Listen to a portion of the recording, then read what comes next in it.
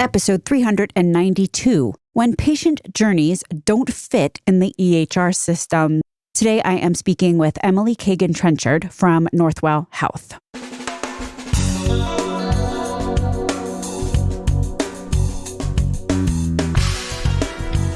American healthcare entrepreneurs and executives you want to know. Talking. Relentlessly seeking value.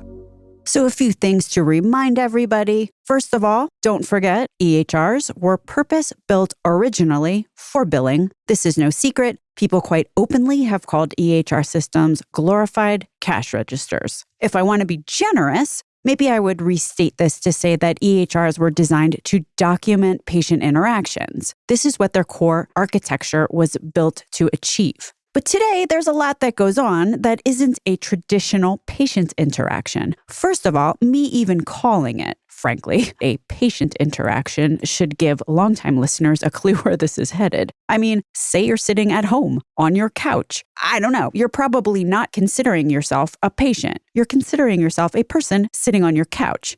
However, say you're sitting on your couch and you haven't taken your COPD maintenance therapy. Potentially that is something of clinical significance that maybe should get figured out and noted somewhere, potentially prior to the acute event going down. Or still talking about things that are relevant to patient health, but which don't naturally tuck into an EHR system's native architecture. Maybe we have social workers and nutritionists and all kinds of people who are not doctors or nurses or PAs in this mix. Most of the time, these people don't even have access to the EHR. I mean, what percentage of things that are going to impact a person's health outcomes can be classified as traditional patient encounters that EHRs were designed to document? I mean, you've got your scheduler who wants to tell the transportation company something about a patient, anything RPM. Where's the caregiver or the family in that garden variety patient interaction? In sum, what is happening between codes getting written in patient health records? Where's all that information going? I mean, what order set you gonna use to get all that in and out of the system? Am I saying anything revolutionary that many of you don't already know extremely well? No, I am not. But I am shining the spotlight on it to challenge what might have become a sort of default position at provider organizations today, which is to make the EHR the one ring to rule them all, which might be something to consider revising strategically. My guest today, Emily Kagan Trenchard, makes a super point about all of this that I haven't heard made so succinctly or so eloquently. Emily puts it this way. She says just integrating into the EHR as a reflex without contemplation is kind of the olden days. She talks about identifying the core functionalities, the centers of gravity that are needed to bring together providers and patients and everybody else in the mix. Then you find the best systems, call them platforms if you want. But if at a fundamental level, you have a technology designed for one thing, and you're trying to shoehorn it to do something else, and this something else is a critical business function, maybe this is something to think about at the highest levels.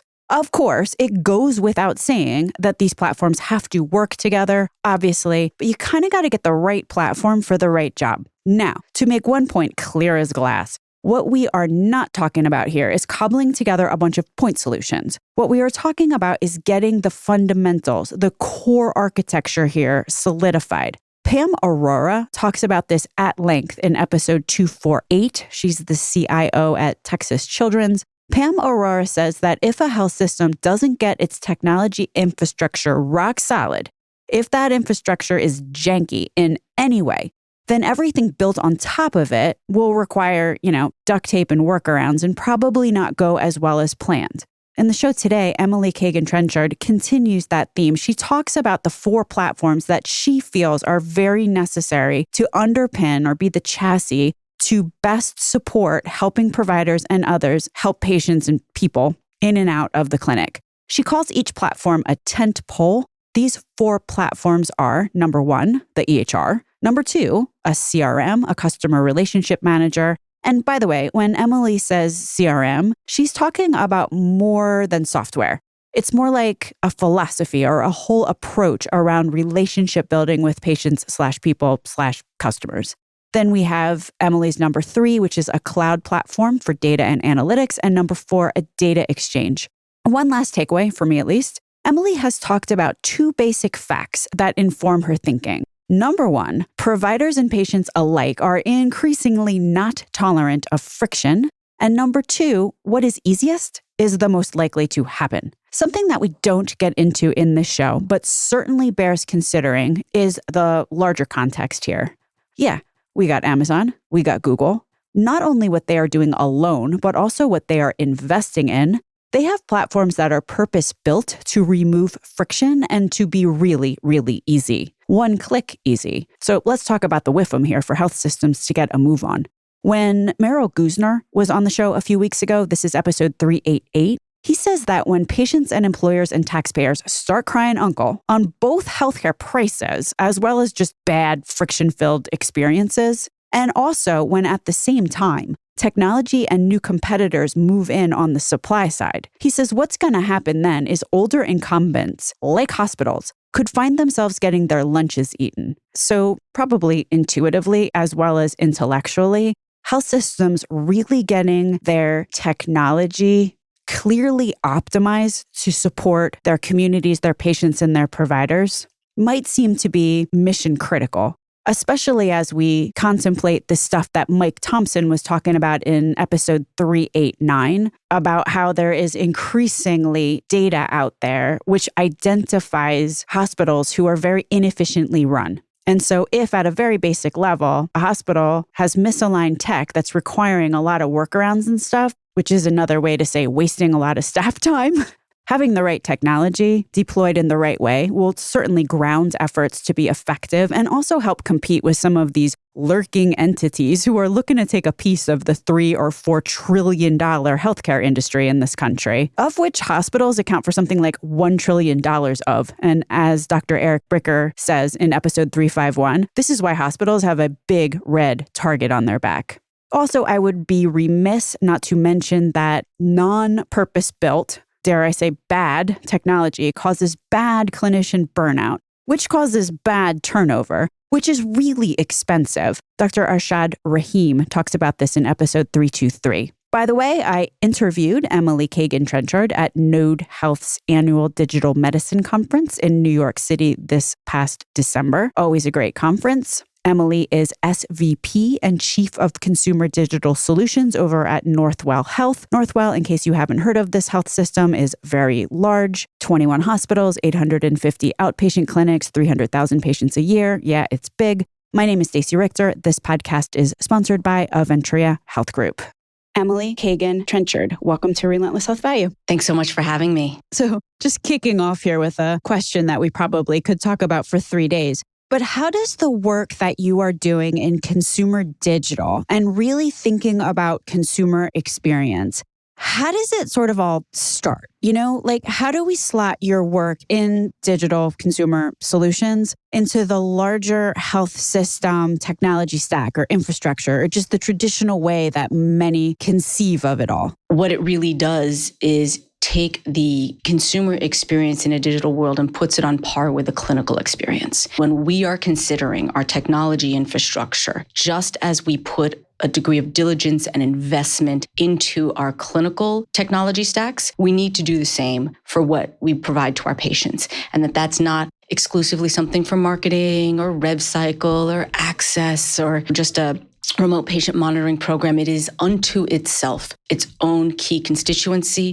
who deserves the care and diligence of the design. Yeah, so one thing that you have said is that it is very exciting to form a platform around something that is not rev cycle. But you're obviously starting from a platform that was built around rev cycle. How do you think about starting anew? Yeah, great question. And no shade to my colleagues in RevCycle, who I love dearly. But as we know, the EMRs and EHRs are usually the center of, or have historically been the center of people's universe. And those really were born out of federal mandates that had incentives tied to reimbursement, right? So your incentive dictated the architectural structure of these applications. And so you ended up also with wonky things like all of access being driven out of RevCycle when maybe that's not the smartest place to put your access strategy. So when we're trying to think about this from the ground up, it's not to say you don't need RevCycle systems. You do. It's not to say you don't need an EHR. You do. But the question then becomes,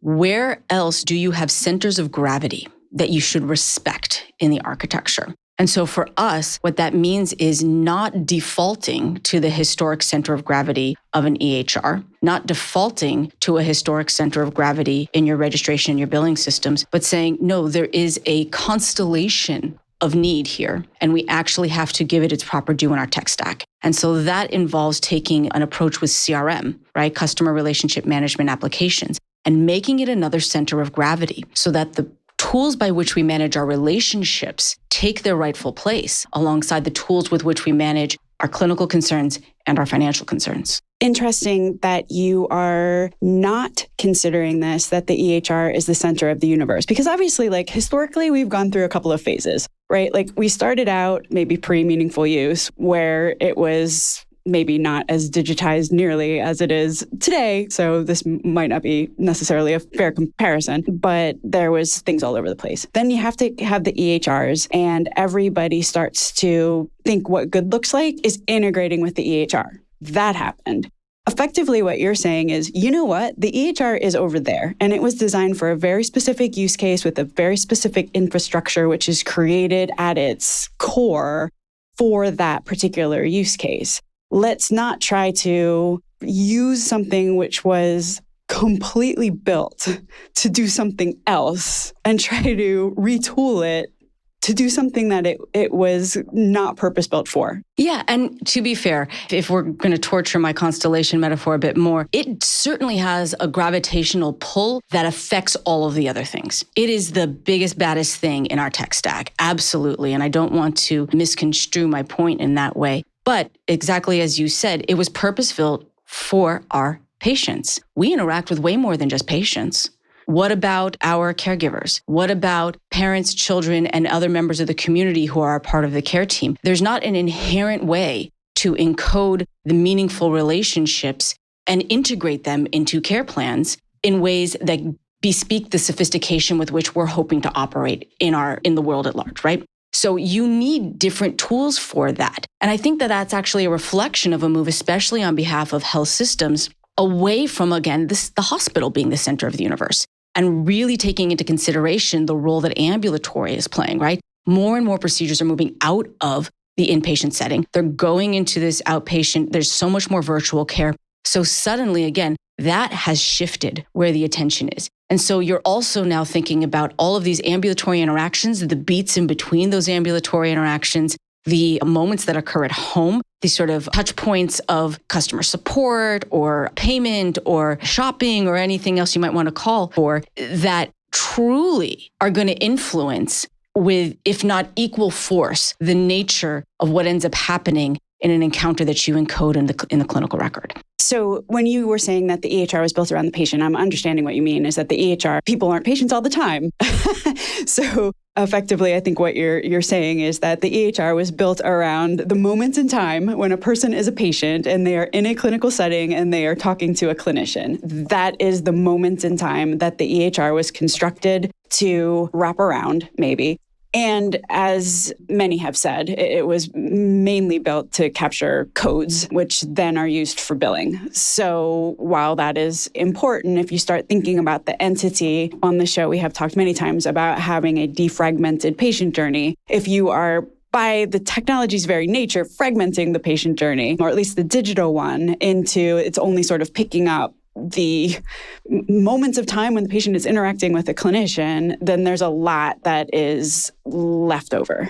Absolutely. And I would even say that it's not just the patient anymore. Every single one of us has been talking about social determinants of health. Social determinants of health don't happen in isolation. No one of us is an island. Again, pandemic, if it taught us anything, it taught us that. How can we stop thinking about our patients as these teeny tiny discrete entities who don't have connections to other patients, to other people in larger communities? If we truly want to do population health, as we all aspire to do, we have to be able to understand the network of relationships in a population. That is necessarily going to require us to understand relationships with people who are non-patients.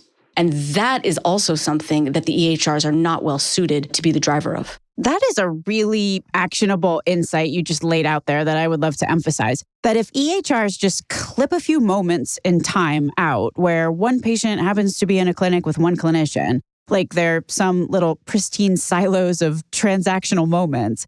What we inadvertently do is chop up the patient journey into a sprinkling of documented moments inside a gigantic black box. Moving on then, if we're thinking about then this other tentpole, I think you called it. So you've got the EHR and what goes on in clinic as one of the tentpoles, and then the CRM, the customer relationship management tool, as that second tentpole. How do those things interact? Like, is there some sort of API? Are they integrated in a big way? You know, how are you thinking about that, both short term, because where we are right now, but then also from a vision perspective, like what does this look like 5 years from now? Yeah, absolutely. So I think integrations up the wazoo, absolutely. These two utilities need to play very, very seamlessly with one another. And in fact, many of these platforms are suggesting that they have complementary features that you could actually take your pick. You could do a care journey navigation in either one of these types of tools. You could do types of sort of social management and trigger off text messages from either one of these utilities. So there's going to be some choices, some architectural design choices that we need to make along the way. And as you said, it'll be an evolution. There's probably going to be some things we do today in one that maybe are better suited in another later on down the road. But for us, where we're largely starting our sort of implementation strategy in the wild is in the context of the human being who's going to be touching these systems, right? And again, always go back to what does it mean for that person in their day-to-day flow when they've got a patient stepping into the office or stepping up to register. What are the first most important tasks that they need to do? Are they clinical tasks? Or are they more relationship and orientation and transactional in nature? If it's more of a relationship management task, you're probably going to start off in your CRM. Now, you absolutely are going to need a little bit of clinical context. Where are there elements from the medical record that we can surface up as appropriate in that context or have someone capture and write back? So, following the narrative here. Patient walks into clinical setting. You said their first interaction might be in a CRM. So they're filling out a form on a tablet, and that information might be pre-populated from the CRM information that it already has, or it might be information that goes back to the CRM, and the EHR is feeding certain things. Or it could go back directly to the EHR. It might have been the EHR that triggered off forms if they're clinical forms. Absolutely. So again, the hard part in all of this is not can you trigger a form to a patient and collect the data? And the hard part is not can we have one form and have it ingest data that it puts to two different spots. The question is, where does a human being work? Where do they do their job? When they open their computer, what button are they clicking first? And that's what we're trying to design around. And so people who primarily need to encode information about how did you get here? Are you going to be able to get to your next appointment? Did you call to reschedule because you don't have a ride? Can I send a car to go pick you up? I see that you're coming in for this procedure, but your kid has an appointment the next day. Should I move that appointment for you? Those are the types of interactions that a CRM is going to best capture.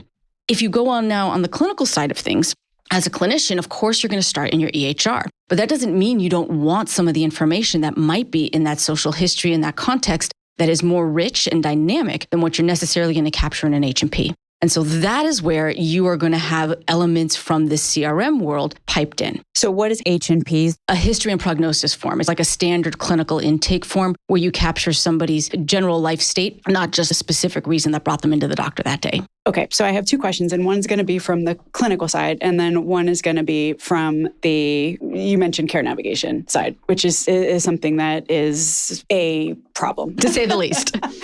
So actually, let's start there, and then I'm going to ask you something that I've heard clinicians say.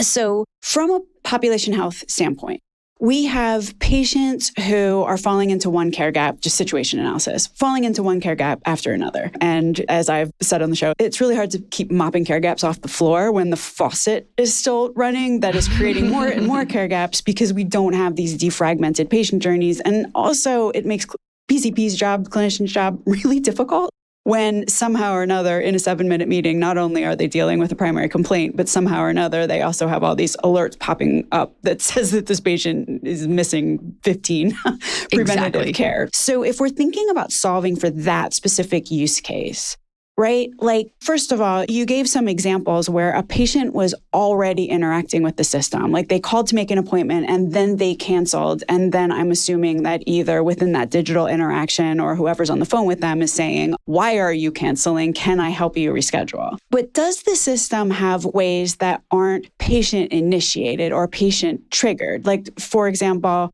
the patient gets an email that says something, right? Like, how are we keeping the patient on their non-fragmented patient journey in a really proactive way so that it doesn't turn into a game of whack-a-mole? That's a great question. And that's exactly why we want to have programs that we can build out not just from an EHR, from a clinical context, but also from a CRM. So this sort of notion of proactive outreach, this sort of outbounding of a message to a patient, which they then can choose to maybe self-serve, right? Maybe they can book that appointment for themselves or rebook that appointment. Maybe they can use that tool to give an update on how their pain is or something of that sort. That is absolutely the intention in bringing these tools into the mix, because we shouldn't have our humans chase if we don't need to have them chase. And every single one of us knows that today, in this day and age, we're less likely to pick up the phone and call, right? We'd rather just maybe no show for that appointment or put it off another day. We also are not very likely to pick up a phone call from an unrecognized phone number, right? So how can we use tools in channels that not only proactively send an email or send a text message to someone, but then complement that with a smooth path for the patient to take that next action that doesn't require them to get on the phone? So there absolutely has to be this degree of outbounding. And sometimes that outbounding might need to be a little bit more social than directly clinical, right? It might need to be a little bit more, hey, how you doing? And not, did you know that you haven't taken your med and we saw it on the tracker, right? Or you haven't gotten this prescription filled or whatever it might be. So again, that's, you get back to relationship management. So inside of these tools, not only can you have the ability to automate these things, right? And automation is a huge component of what a CRM can bring to bear, but it also can do relationship scoring, right? So we can actually say, who are our most disengaged patients? Who are the patients who might have digital accessibility concerns, right? Who might normally be an engaged patient, but they actually just had like a trip to the urgent care and it did not go well. That's when maybe I'm not going to send the text message, but I'm going to ask that human to pick up the phone and give a call and see what happened there and see how we can make it right. But you won't be able to know those things at scale unless you've got tools that help you understand not only when to outbound, but how to outbound and what's the most appropriate way to reach out to that person. What I think about what you're saying that's really fascinating, actually, is that most of the time, I think that people are doing what you are saying in several discrete silos. For example, you have the care navigation people who are doing something or other, right? Then you have the CRM, which is used as a marketing tool primarily. And it is, when you say CRM, people think of the technology system that they're using, right? Like if I go on a computer and I type in CRM, I'm going to get a whole lot of software vendors. So it's interesting that you're thinking about CRM, customer relationship management, as a whole entity in and of itself that folds together both all the technology that you're using, but also all of the care navigators, right? Because they're part of this. And sometimes you want to reach out and sometimes an automated text or email is going to do the trick. But really thinking about the term customer relationship management, like what do those words actually mean? Yeah, it's really more of a philosophy. And in fact, we're putting together some presentations to start to do a bit more of a roadshow around the organization. And I've actually started changing it to consumer relationship management, because one of the things we can't forget is that relationship management is not just for our patients. We need to manage relationships with our staff. We need to manage our relationships with our providers and relationships between providers. Really want to make use of the networks we have, of the type of cross-disciplinary care that we always, again, aspire to. But where do we have friction there? Where do we have clinicians whose practice could be grown, their networks built, their sort of careers strengthened by support from other types of colleagues? That's relationship management as well. Anybody who's a consumer of our digital offerings has a relationship with us. And we need to know how well we're doing at that relationship. If we're doing it right, consumer relationship management should make every single one of us feel like we've got superpowers, right? It should feel like our technology is not just there to drain our headspace and heart space, but to actually make room for more, right? Yeah, and I think there's probably a lot of clinicians that are applauding right now because, as we all know, a major cause of burnout and moral injury is getting stuck. You know, I've heard many times doctors don't dislike technology, they just dislike bad technology. Correct. And there's just so many things that are, it's like a Band-Aid for the workflow, Band-Aid for the Band-Aid, and you just wind up with this quagmire of clicking around. So it sounds like having the philosophy that you have and really thinking about the users of the technology as constituents and people who need to have a voice and how this whole thing gets constructed. I'm sure it's going to work out better. And I would say that as I think about taking this sort of CRM strategy forward, insofar as on my right side is my partner in marketing, on my left side is the CMIO and is the head of clinical informatics, because they need to be right there alongside us, making sure that, again, this relationship management is benefiting the clinicians as much as it does the patient. So I have heard from more than one clinician who says in response to those H&Ps, those history and prognosis forms that you mentioned earlier, that now you've got these social determinant scores or whatnot that are part of those H&Ps that are now appearing in the EHR system. And the clinician's response is, why are you showing me this information? This is not actionable to me in any way. This is just cluttering up my mind space. There's nothing I can do with it anyway. It's just data, more data. Why is it even here? So I think that's such an important concept to unpack because it has a lot of things underneath it. So if we have a clinician who doesn't know what they're supposed to do with social determinants of health information, that tells us a few things.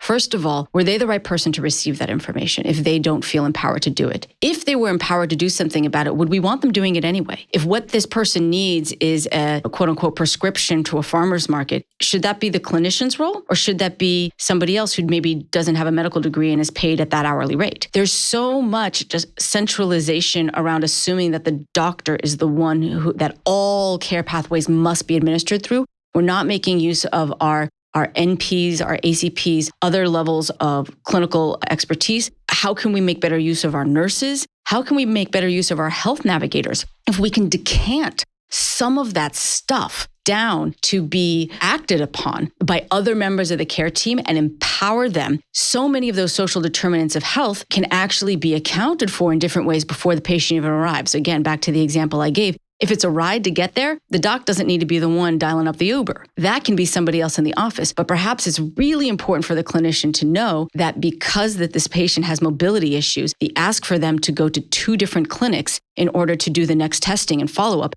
that's going to be hard on them.